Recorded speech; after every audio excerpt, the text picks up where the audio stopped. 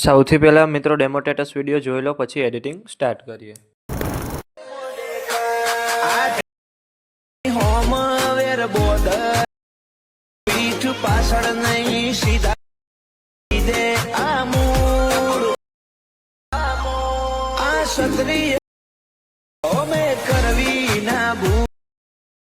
તમે જે પ્રકારનો ડેમો સ્ટેટસ વિડીયો જોયો તે જ પ્રકારનો વિડીયો બનાવતા શીખવાનો છું, તો વિડીયોને પૂરેપૂરો જોજો. અને મિત્રો, બધું મટીરિયલ ટેલિગ્રામમાં મળી જશે. અને મટીરિયલ ડાઉનલોડ કરવામાં પ્રોબ્લેમ આવે તો ડિસ્ક્રિપ્શનમાં મારી ઇન્સ્ટાગ્રામની લિંક આપેલી છે, ત્યાં જઈને મને મેસેજ કરજો. અને ચેનલ પર પહેલી વાર આવ્યા હોય તો સબસ્ક્રાઈબ કરી દેજો. તો ચાલો મિત્રો, વધુ ટાઈમ બગાડ્યા વગર એડિટિંગ સ્ટાર્ટ કરી દઈએ.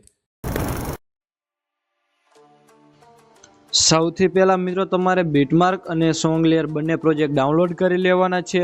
અને જો તમને ડાઉનલોડ કરતા ન આવડતું હોય તો ડિસ્ક્રિપ્શનની અંદર લિંક આપેલી છે, ત્યાંથી તમે વિડીયો જોઈ લેજો. પછી તમારે બીટમાર્ક પ્રોજેક્ટને ઓપન કરવાનો છે. ઓપન કરશો તો તમને આ રીતે કંઈક પ્રોજેક્ટ જોવા મળી રહેશે. પછી આ તમારા સ્ટાર્ટિંગમાં જેટલા પણ ઇમોજી આપ્યા છે એમાં તમારે ફોન્ટ ચેન્જ કરવાના છે. ચેન્જ કરવા માટે ઇમોજી પર ક્લિક કરવાનું છે. અહીંયાથી તમારે એડિટ ટેક્સ્ટમાં જવાનું છે. અને અહીંયાથી ઉપર એરો બતાવે એના પર ક્લિક કરવાનું છે. અને અહીંયાથી તમારે આઈફોન ઇમોજી રાખી દેવાના છે.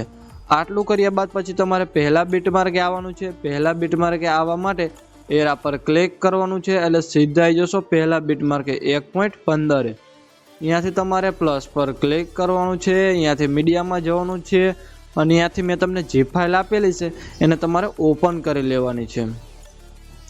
ઓપન કર્યા બાદ પછી તમારે અહીંયાથી ફોટો સિલેક્ટ કરી પ્લસ પર ક્લિક કરવાનું છે.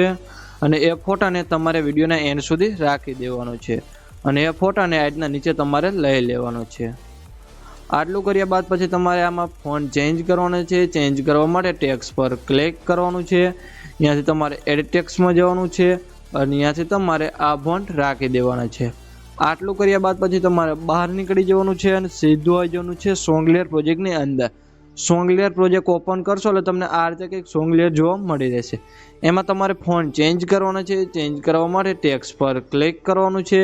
અહીંયાથી તમારે એડિટ ટેક્સ્ટમાં જવાનું છે. અને અહીંયાથી તમારે KP 151 વાળા ફોન્ટ રાખી દેવાના છે.